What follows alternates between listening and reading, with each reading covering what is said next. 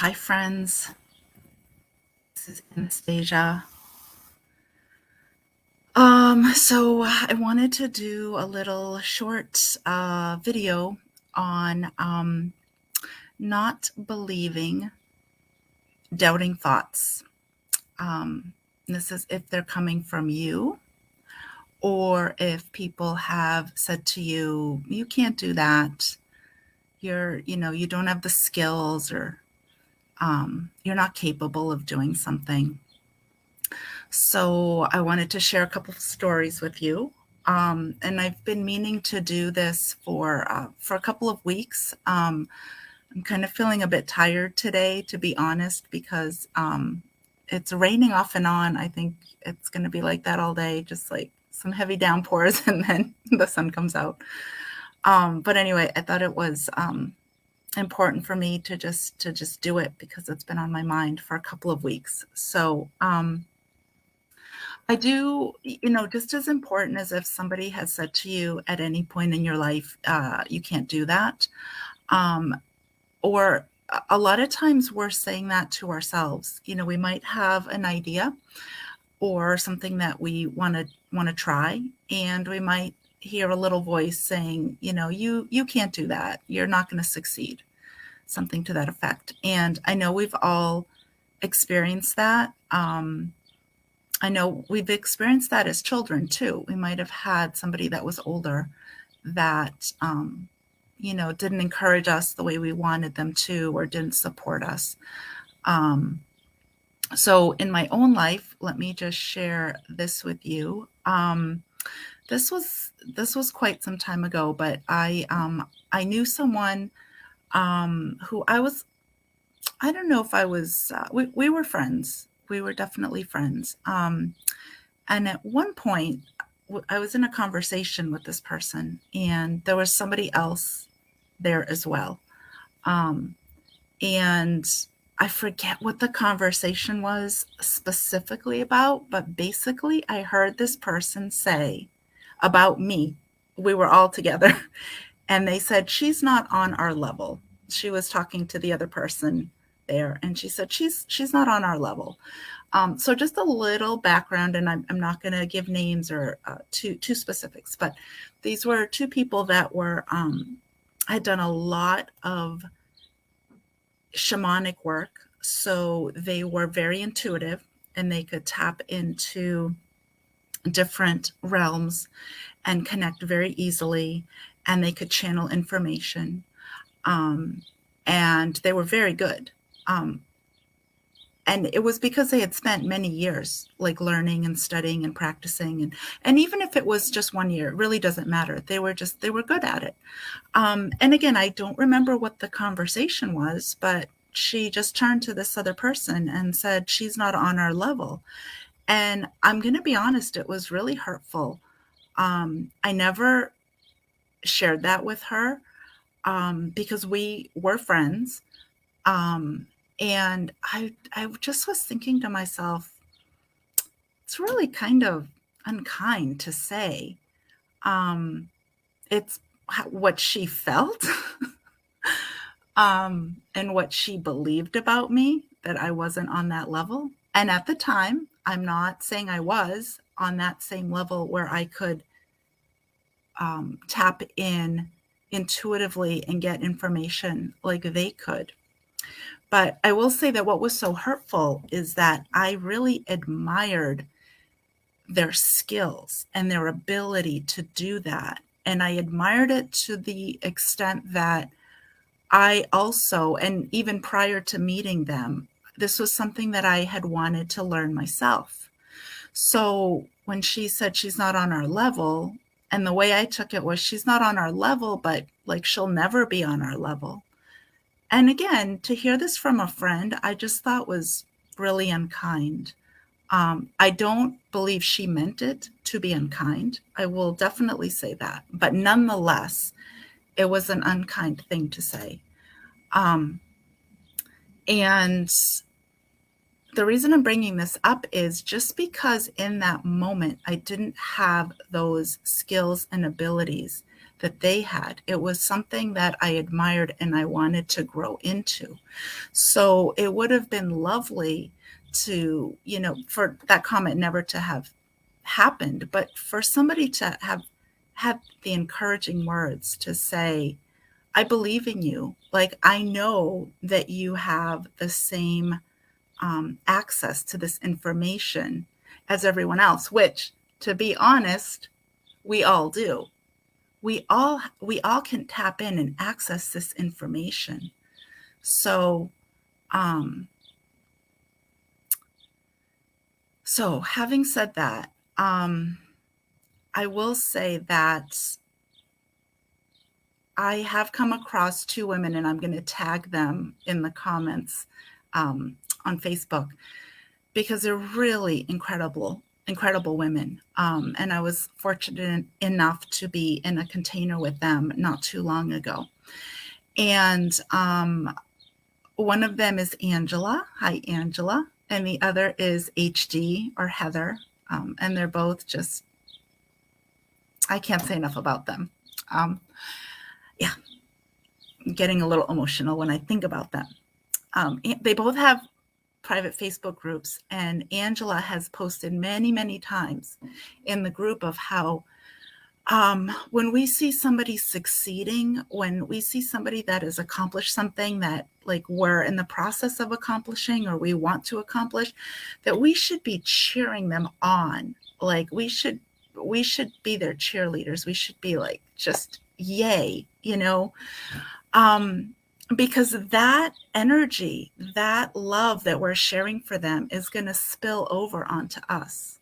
And Angela has done a lot of posts on, we should never see somebody else doing something similar to what we're doing as competition, because we're all needed on this planet. Just because there's one grocery store doesn't mean that one grocery store is feeding the whole planet. In fact, the town that I live in, I'm trying to think, we have 3 grocery stores. And it's not that big of a town, but we have 3 grocery stores and they're all busy. So I really honor Angela for seeing that and for sharing that with people, and for just saying, don't let somebody's doing something similar to you doesn't mean you are not going to be able to help other people, or it doesn't mean your business isn't going to, have success because you're seeing somebody else do the same thing. We're all needed. So I so appreciate Angela. I so appreciate Heather for the same thing, like encouraging people. And the comment that I shared earlier about this person saying that to me, it didn't deter me from moving forward and continuing on my healing journey and doing healing work. It didn't.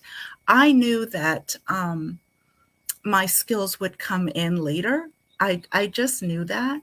I also knew that I didn't want, like, I've taken a lot of trainings. I've spent a lot of time and money on certain trainings, and there's some things that I just wanted to come in intuitively. So I didn't want to spend a whole lot of time and energy and money.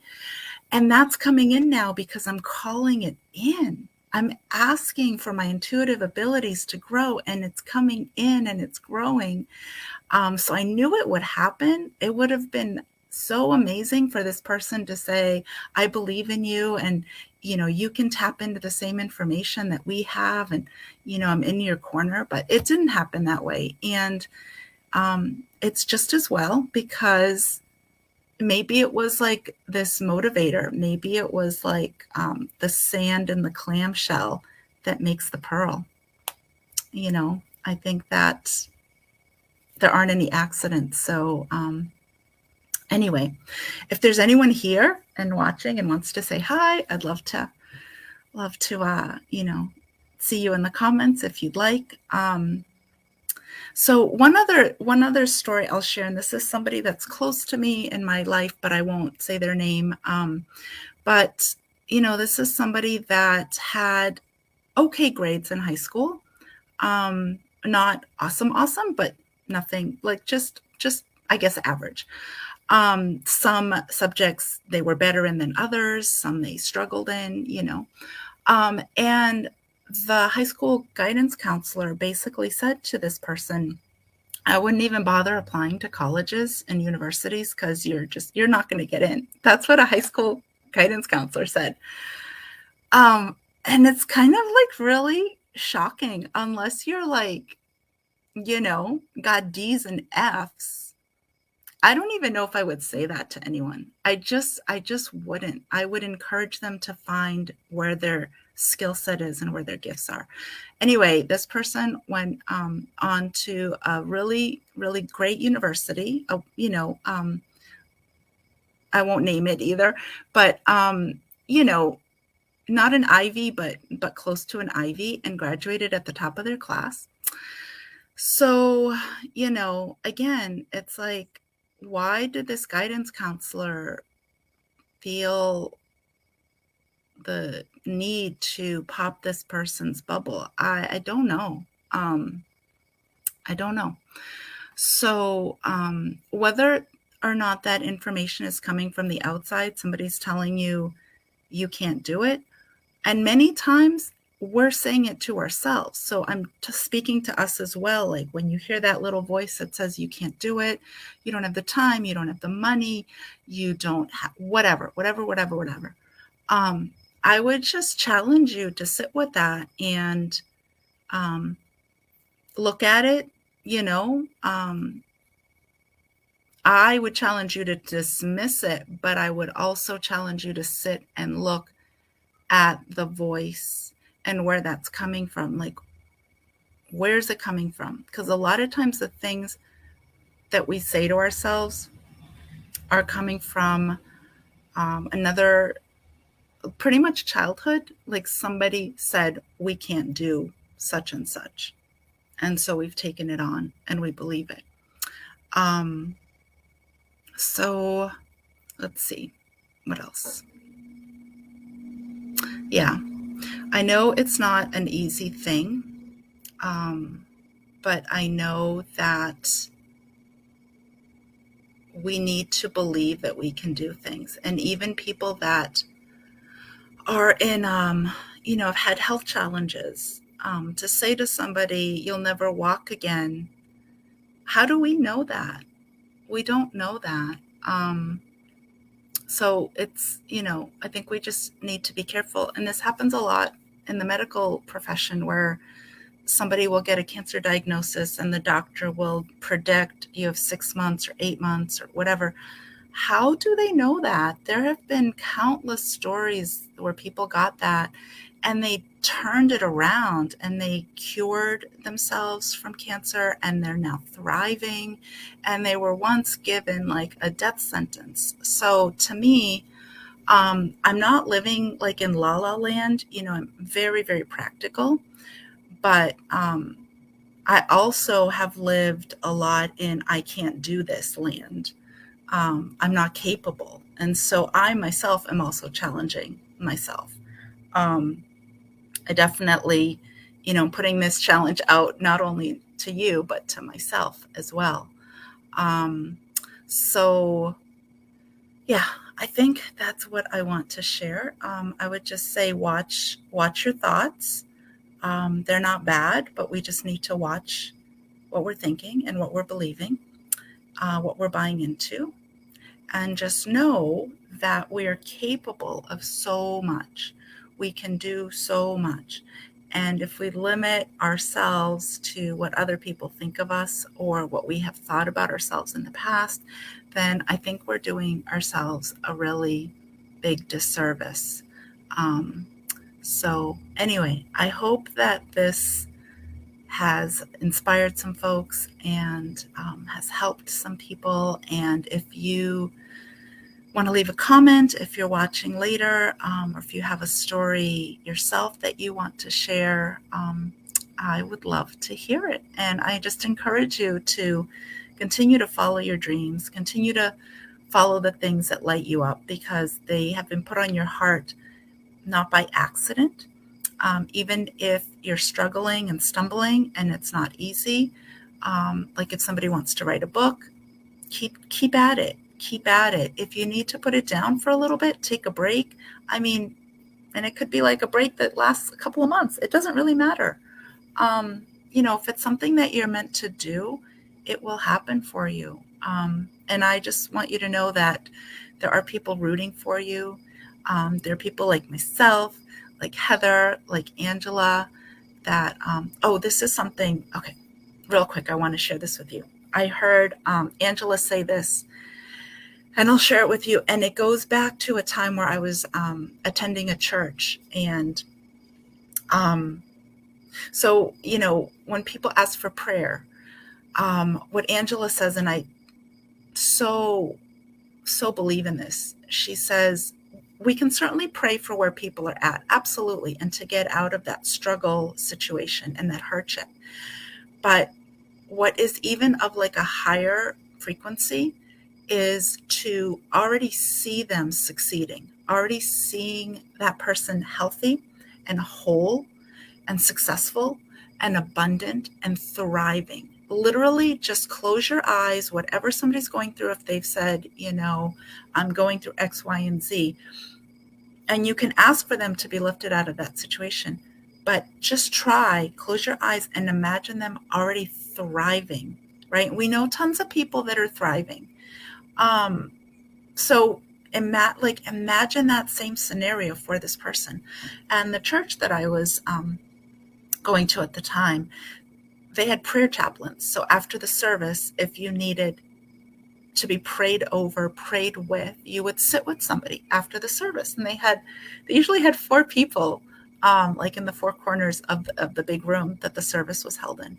And you could go and sit with somebody. And it was really beautiful, because that is how they trained the chaplains, is to hold the highest and best light and situation for them. So they would sit with you and pray with you and empathize and sympathize. But more than that, they were praying for like what was to come in the future, as if it was already happening, as if it was already done. So beautiful. At that time, I was checking out this church. I think it's called, oh my gosh, I forget. Christian Science, I think.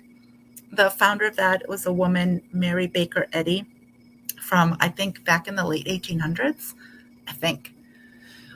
Maybe early 1900s, I can't remember. And that's how people would pray, is they would just see you already on the other side of the challenge. And there was one time I had gone to one of their services. This was so cool. There was somebody in the service that shared a testimonial of when they were born with a club foot. And their parents went to a Christian Science person who is a practitioner, and they would pray over the child. And I think they said within 6 months, the club foot had changed and become like a regular foot. It was no longer a club foot. That was through the power of prayer and just holding the intention that that child was already perfect, whole, and healed in God, in Christ. That's all they did. Literally was intention work and prayer. And so, I love that this was something that I had come across over 10 years ago, and something that's coming up again, through Angela's work, is just to hold your friends and your loved ones in the highest light. And I would encourage you to hold yourself in that as well. Don't forget to, if you're praying for people, pray for yourself and hold yourself in that really high vibration and high light, because it's like our future self has already done it. We're just in a different place on the timeline, but it doesn't mean we can't achieve it. Just like when that person said to me, you're not on our level. Well, I wasn't at the moment, but I am now. And how lovely would it have been for somebody that I called a friend to encourage me, instead of like saying, well, you're not one of us, like you're not in our club. It's kind of a shitty thing to say, actually. Kind of a shitty thing to say. And I didn't want to really end on that, but it's helped me. And I needed to go through that, so I could know that I don't need to believe this person's idea or version of me. Like that was what she thought of me. But does that mean that that's what I think of me? No. I mean, thank you for saying that because I've been chewing on it all these years. But just because you think I'm not in your little club, maybe I don't want to be in your little club because your club isn't very inclusive. Your club isn't very supportive. And again, I don't think this person meant any ill will or malice. Um, but I still, wasn't a cool thing to say. So anyway, I encourage you all to continue to challenge yourselves and shoot for your goals and your dreams and the stars, and know that there are people supporting you and loving you, and knowing that you've already achieved it. You've already done it. All right, that's all I have for today. Wishing you a wonderful day. Bye, everyone.